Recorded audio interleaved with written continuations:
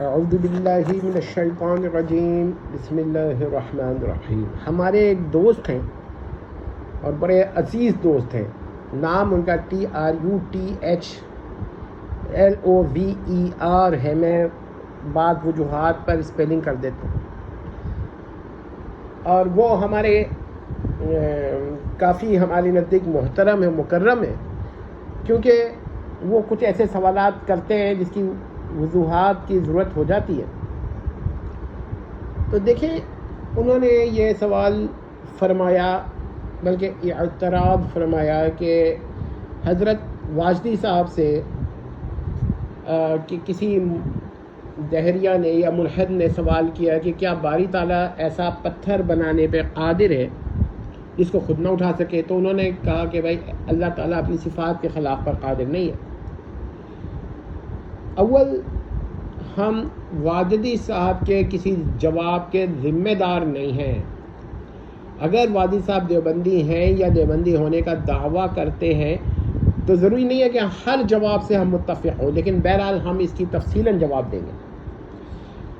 دیکھیے، پہلی بات یہ ہے کہ ہم تو کہتے ہیں کہ باری تعالیٰ عقل، شرب، جماع، لواطت ان سب پر قادر نہیں ہے، کیونکہ الکذب عقل نقص والنقص اللہ ممتنع بالذات، الشرب نقص والنقص اللہ ممتنع بالذات۔ یہ تو بحث ہو گئی۔ اب یہ کہتے ہیں کہ انہوں نے جو جواب دیا تھا وہ ہم امکان کس پر فٹ کرنا چاہتے ہیں۔ بات یہ ہے کہ ممتنع بالذات اور ممتنع بالغیر کے مسائل میں عرض یہ ہے کہ اس کا کئی دفعہ جواب دیا جا چکا ہے کہ جو چیز ممتنع بالذات ہے وہ نقص علی اللہ ہے، جیسے شریک باری، اور باری تعالیٰ کی صفات میں سے ایک صفت لا محدود ہونا ہے۔ یہ صفات مختصہ میں سے ذات و صفات باری کی، تو جو صفات مختصہ میں سے ہو باری تعالیٰ کی صفات، وہ فعلیہ نہیں ہوتی۔ جو صفت فعلی نہیں ہوتی، آپ یہ نہیں کہہ سکتے کہ وہ اس پر وہ حکم لگے گا جو صفت فعلی پہ لگے گا۔ اب یہ بات اگر آپ کی سمجھ میں آ گئی ہے تو اس کا جواب ہو چکا ہے۔ دوسری بات یہ کہ ہم صفات فعلیہ کو حکم الگ لگاتے ہیں، صفات ذاتیہ کا حکم الگ لگاتے ہیں۔ صفات ذاتیہ کے بارے میں دو موقف ہیں، یا تو یہ عین ذات الباری ہے، عین و ذات الباری ہے، یا یہ لا عین ولا غیر ہے، جس کو، اور جب لا عین ولا غیر ہے تو قائم بھی ہے۔ اب اگر آپ صفات ذاتیہ کو ذات باری کے ساتھ قائم مانتے ہیں تب بھی وہ تحت القدرہ نہیں ہے، اور ان کی اضداد ممتنع بالذات ہیں، اور اگر آپ ان کو عین مانتے ہیں تب بھی وہ تحت القدرہ نہیں ہے، ان کی اضداد جو ہیں محال بالذات ہیں۔ اور نقص اللہ یعنی ذات الباری پر نقص محال بالذات ہے، خواہ وہ صفات فعلیہ صفات ذاتیہ کی اضداد میں سے ہو یا نہ ہو، جیسے عقل، شرب، کیونکہ کوئی ایسی صفت آپ پیش نہیں کر سکتے جو ذات باری کے ساتھ قائم ہو اور اس کی ضد جو ہو عقل ہو۔ تو یہ کون سا ہے؟ یہ ڈائریکٹ نقص اللہ ہے۔ جہاں تک صفت صدق کا تعلق ہے تو اس کو ہم نے کہہ دیا صفت فعلی ہے، اگر اور صفت فعلی کا وہ حکم نہیں ہے جو صفت ذاتی کا ہے۔ آئیے، اب یہاں پر بعض حضرات کہتے ہیں کہ نہیں بھائی، ہم صدق کو بھی صفت ذاتی ہی مانتے ہیں۔ اب اس میں دو طرح کے لوگ ہیں، یا تو وہ ٹھیٹ سلفیاں ہیں، اور یا وہ پھر سلسلہ خیرآبادی کے غالی مقلدین ہیں جو صفت صدق کو بھی اسی طرح مانتے ہیں جس طرح قدرہ، علم۔ اچھا جی، اب سنیے قصہ۔ جب آپ یہ کہتے ہیں کہ مان لیا آپ کی بات، آخر مزے کی بات تو یہ ہے کہ یہ وہ مقام ہے جہاں پر غالی سلفیہ اور غالی سلسلہ خیرآبادیہ متفق ہو جاتے ہیں، ہے نا مزے کی بات۔ اب ہم یہ عرض کرتے ہیں کہ دیکھیے، غیر اللہ میں باری تعالیٰ کی صفات مختصہ کا پیدا ہونا ممتنع بالذات ہے، جیسے علم الغیب۔ اب اب آپ کہیے غیر اللہ کو میں علم الغیب ہو سکتا ہے، تو ہم کہیں گے ممتنع بالذات. جیسے الوہیہ، کیا غیر اللہ میں الوہیہ پیدا ہو سکتی ہے؟ ہم کہیں گے ممتنع بالذات، کیونکہ صفات مختصہ ہیں باری تعالیٰ کی، اور ایک دفعہ مختصہ ہو گئی تو غیر اللہ پر ممتنع بالذات ہو گئی. اب اس کے مقابلے میں جب آتے ہیں ایسا پتھر، تو دیکھیے اگر ایسا پتھر ہوگا تو وہ باری تعالیٰ کی ایک صفت مختصہ سے ضرور متصف ہوگا، اور وہ ہے لامحدودیہ. ورنہ تو اگر وہ پتھر محدود ہو جائے تو باری تعالیٰ تو اس کو اٹھا لے گا، تو وہ پتھر لامحدود ہوگا. تو ہم یہ کہتے ہیں یہ پتھر ممتنع بالذات ہے، کیونکہ اس کے اندر باری تعالیٰ کی صفتیں مختصہ آپ نے تسلیم کر لی، اور جس کا غیر اللہ پر ہونا ذاتی طور پر اور غیر ذاتی طور پر ہر طرح ممتنع بالذات ہے.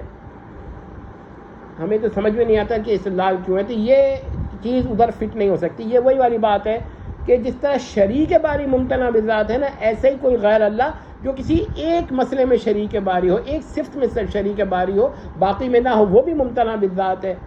تو شریک باری کے لیے الہ ہونا ضروری نہیں ہے، وہ ایک پتھر بھی ہو سکتا ہے جو ایک صفت میں باری تعالیٰ کی صفت مختصر رکھنے کا اس پر آپ اعتماد کریں.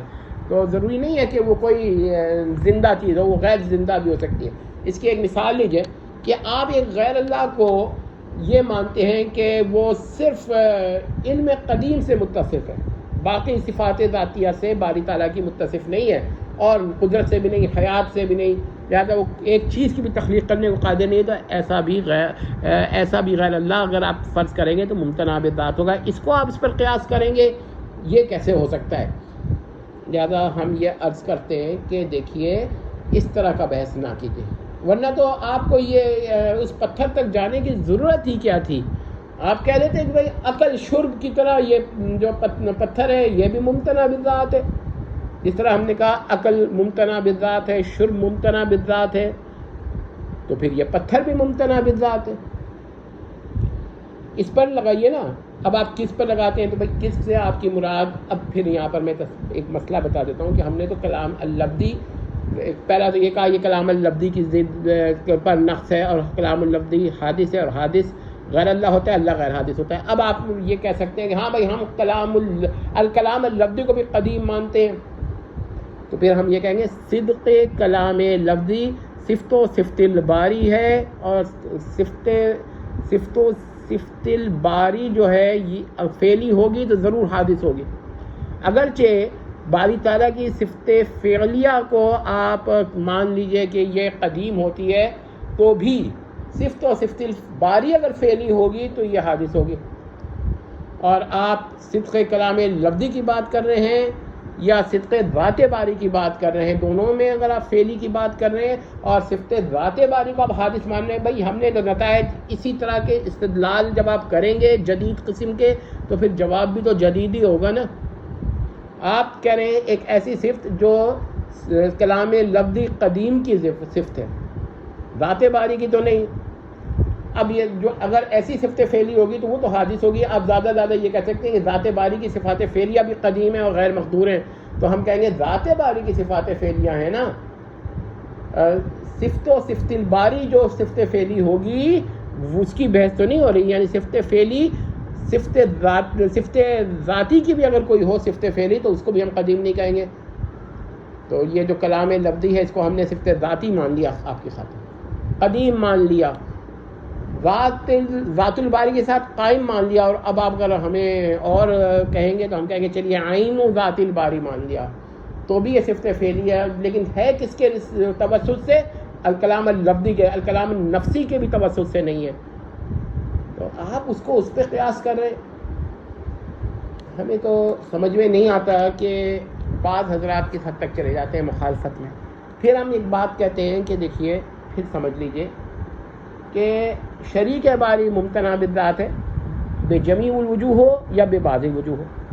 مثلا آپ کہیے فلاں صفات میں شریک باری ہے، تو شریک باری اگر آپ یہ بھی نہیں کہتے فلاں باری تعالیٰ کی صفت مختصر جو ہے نا اس کے اندر ہے، یہ بھی ممتنع بالذات ہے.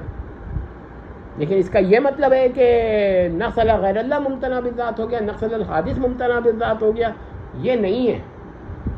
میرا خیال ہے یہ جواب اتنا ہی کافی ہے. میں محترم و مکرم TRUTH اور اس کے بعد عرض کروں گا LOV، اس کے بعد عرض کروں گا ER سے محترم سے نہایتی ادب کے ساتھ گزارش کرتا ہوں کہ اتنی مخالفت اہل سنت دیوبند کی نہ کریں، یہ ہماری ریکویسٹ ہے ان سے. دیکھیں وہ کیا کہتے ہیں، ورنہ ہم بھی اعتراض کر سکتے ہیں. چلیے آگے کر دیتے ہیں. اب دوسری بات یہ ہے کہ الواجدی صاحب نے جو جواب دیا وہ ٹھیک جواب اس بنیاد پہ دینا تھا کہ غیر اللہ کو باری تعالیٰ کی صفات مختصہ میں سے کسی ایک صفت مختصہ سے متصف ہونا ممتنع بالذات ہے، اور انہوں نے شاید محال کا لفظ توسعاً استعمال کر دیا اور نقص اللہ بھی توسعاً استعمال کر دیا. کیوں؟ وہ اتنی تفصیل میں نہیں جانا چاہ رہے ہوں گے. ہم تفصیل میں جا رہے ہیں کیونکہ یہ مسئلہ بڑا اہم ہے. دیکھیے میں آپ کو ایک بات بتا دیتا ہوں. آپ کہتے ہیں اللہ تعالیٰ ظلم پر قادر ہے یا نہیں. اب اگر ظلم سے مراد آپ کی یہ ہے کہ تصرف فی ملک الغیر تو یہ تو ممتنع بالذات ہے نا، اس پر تو ہمیں کوئی اعتراض نہیں. لیکن اگر آپ کی ظلم سے مراد یہ ہے کہ مومن صالح بلا معصیہ کو جہنم میں داخل کرنا اور کافر کو جنت میں داخل کرنا، یا مومن کو خواہ وہ فاسق و فاجر و دائماً جہنم میں داخل کرنا، تو باری تعالیٰ اس پر تو قادر ہے. یعنی ظلم علی العباد، ظلم علی غیر اللہ پہ تو باری تعالیٰ قادر ہے، ظلم علی اللہ پر باری تعالیٰ قادر نہیں، ممتنع بالذات ہے. کیونکہ تصرف فی ملک الغیر ظلم علی اللہ میں ہی آتا ہے، کیونکہ جب غیر اللہ کی ملک آپ اعتقاد کریں گے تو یہ نقص اللہ ہو جائے گا. کیونکہ باری تعالیٰ کی ملکیت سے کسی چیز کا خارج کرنا، قدرت سے خارج کرنا، یہ ممتنع بالذات ہے. تو یہ فرق اگر ملحوظ نہیں رکھا جائے گا تو پھر بڑے مسائل پیدا ہوں گے. یاد رکھیے گا اگر محال بالذات لازم آتا ہے کسی ممکن بالذات سے تو ممتنع بالغیر ہوتا ہے.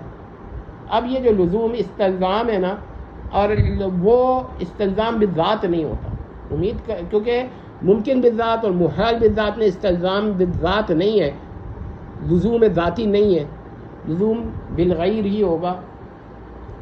مزید تفصیل بھی کبھی بیان کر دیں گے. ہم یہ صرف اس لیے بیان کرتے ہیں کہ اہل سنت دیوبند پر جو اعتراضات کرنے والے ہیں ان کو اندازہ ہو جائے کہ علماء دیوبند ایسی بڑی غلطیاں نہیں کرتے ہیں. تفصیل سے جواب دینا ہو، جیسے دیکھیے باری تعالیٰ کا انسان بننا ممتنع بالذات ہے، انسان کے روپ میں آنا ممتنع بالذات ہے، انکارنیٹ کرنا، ہیومن نیچر کو ایزیوم کرنا سب ممتنع بالذات ہے. باری تعالیٰ کا بیٹا ہونا، ابن ہونا ممتنع بالذات ہے، نظیر ہونا ممتنع بالذات ہے. یہ پتھر بھی اسی قسم میں داخل ہے کہ اس میں اس قسم میں داخل نہیں.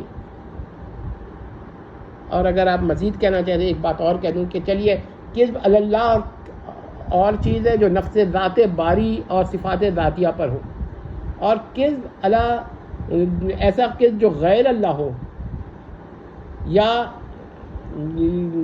مغیر اللہ شے کا امکان ذاتی ہو، وہ ممتنع بالغیر ہے.